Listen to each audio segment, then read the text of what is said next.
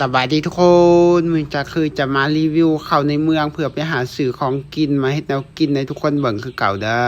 ก็คือสิ่งที่จอยจะไปซื้อนี่ก็เป็นสิ่งที่เราผลิตบ่ได้เด้อทุกคนสิ่งที่เราปลูกบ่ได้เราจะต้องไปซื้อเอาอยู่ในเมืองคืออย่างที่จอยว่าแล้วอยู่บ้านจอยบ่มีตลาดเด้อทุกคนอยู่บ้านจอยบ่มีตลาดบ่มีโรงแรมอยากกินหยังก็ต้องซอกต้องหาตามป่าอีหยังที่มันบ่มีเราผลิตบ่ได้เราก็ต้องไปหาซื้ออยู่ในเมืองมากินแบบนี้นะอยู่บ้านจอยก็มีคือกันอาหารราคาน้อยๆแบบนู่นนี่นั่นนะแต่ว่าเขาขายแพงเพราะฉะนั้นจอยอยากได้หลายจอยบ่อยากได้น้อยจอยก็ต้องไปซื้อในเมืองเพราะว่าทุกครั้งที่จอยเข้าในเมืองจอยจะซื้อมาไว้หลายๆให้มันคุ้มประมาณ 2-3 เดือนจอยจะไปซื้อเทื่อนึงแบบนี้นะจะซื้อมาให้มันหลายแล้วมันจะได้ราคาถูกราคาส่งกันเวลาซื้อเล็กซื้อน้อยด้นๆน้อยหนึงซื้อน้อยหนึงซื้อมันก็แพงแล้วก็จะต้องใส่เงินหลายเพราะฉะนั้นก็เลยต้องไปซื้อในเมืองเลยอย่างแรกเลยจอยต้องขี่รถออกจากบ้านของจอยก่อนเด้อทุกคนออกจากบ้านของจอยมากะ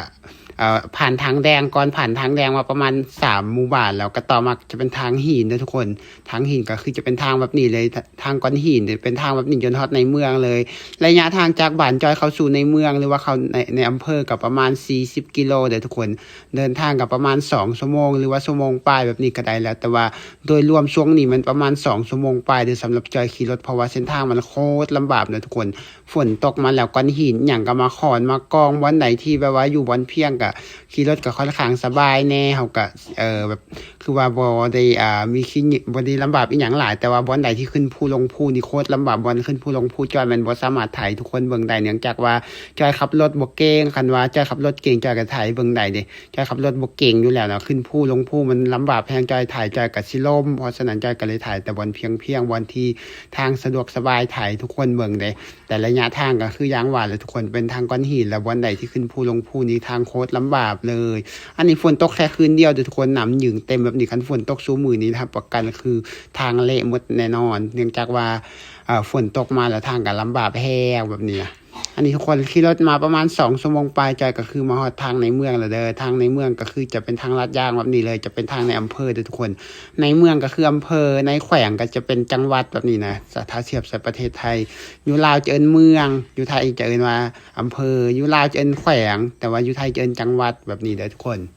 อันนี้คือหลังจากจอยมาฮอดในเมืองปุ๊บจอยก็มาเลาะในตลาดทุกคนมาเลาะในตลาดสิ่งที่จอยอยากได้มื้อนี้ก็คือสิ่งที่เราผลิตบ่ได้อย่างเช่นก็คือจะต้องไปหาซื้อสาลี่ก่อนทุกคนสาลี่ที่แบบว่าเขาเอาไปปลูกนะสาลี่ที่เอาไปปลูกนี่คือจะมันอยู่บ้านเขาก็ปลูกคือกันทุกคนจะเป็นสาลี่แบบดังเดิมมันก็ด้นได้กินแนบนี่เพราะฉะนั้นจอยก็เลยต้องมาปลูกมาซื้อสาลี่ของจีนเอามาขายแบบนี้ทุกคนคือปลูกสาลี่ของจีนเอามาขายเอาไปปลูกมันจะมานใหญ่หรือว่าสาลี่มันจะฟักใหญ่นะทุกคนเพราะฉะนั้นก็เลยต้องมาซื้อไปปลูกอันของเขาปลูกอยู่บ้านก็จะมีทางฟักใหญ่ฟักน้อยแบบปนเปกันไปแต่ว่า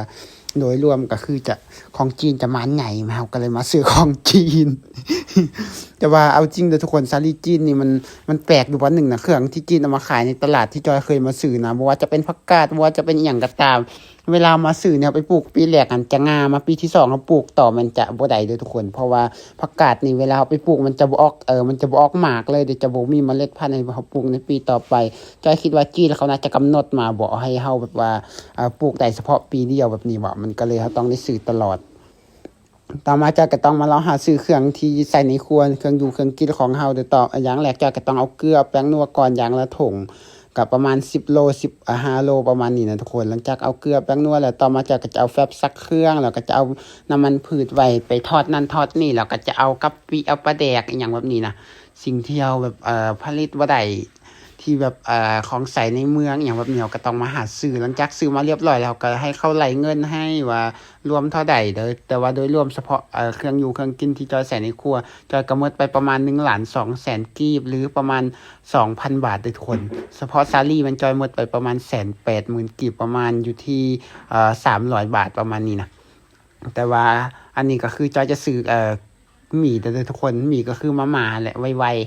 ซื้อหมี่ไปให้พ่อของจอยมากินแฮงแล้วจักซื้อข้าวซื้อแนวกินที่จะกลับบ้านหมดแล้วต่อมาจอยก็ต้องมาแวะกินข้าวกันเด้อกินข้าวจอยก็จะสั่งเป็นข้าวผัดมากินเพราะว่าเวลาจอยมาในเมืองแต่ละครั้งส่วนใหญ่จะสั่งข้าวผัดเพราะว่าอาหารการกินอย่างอื่นน่ะมันแพงแฮงขนาดข้าวผัดนี่จอยซื้อหยังว่าตกอยู่ที่จานหนึ่งนี่มัน50,000 กีบหรือประมาณ70,000ประมาณ70-80 บาท นี่แหละประมาณตอน1 จานที่จอยซื้อกินนี่ข้าวผัดทุกคนแล้วจอยก็จะกินแบบแบบน้ำอัดลมก็คือเป๊ปซี่หลังจากกินข้าวอีกอย่างเรียบร้อยแล้วต่อมาจากก็เดินทางกลับบ้านเลยทุกคนใช้เวลาในการกลับบ้านก็ประมาณ2 ชั่วโมงปลายคือเก่าโดยรวมถ้าสำหรับจอยเข้ามาในเมืองครั้งนี้จอยใช้เวลาประมาณ5 ชั่วโมงในการเดินทางไปกลับระยะทางเพียง40 กิโลคูณ2ก็ประมาณ80 กิโลเดินทางประมาณ5 ชั่วโมงคือเมื่อยแห้งทุกคนโคตรเจ็บแอวเลยนะจนว่าแบบแดดก็แห้งเนี่ยจอยกลับมาฮอดเทือนจนสิวินนะ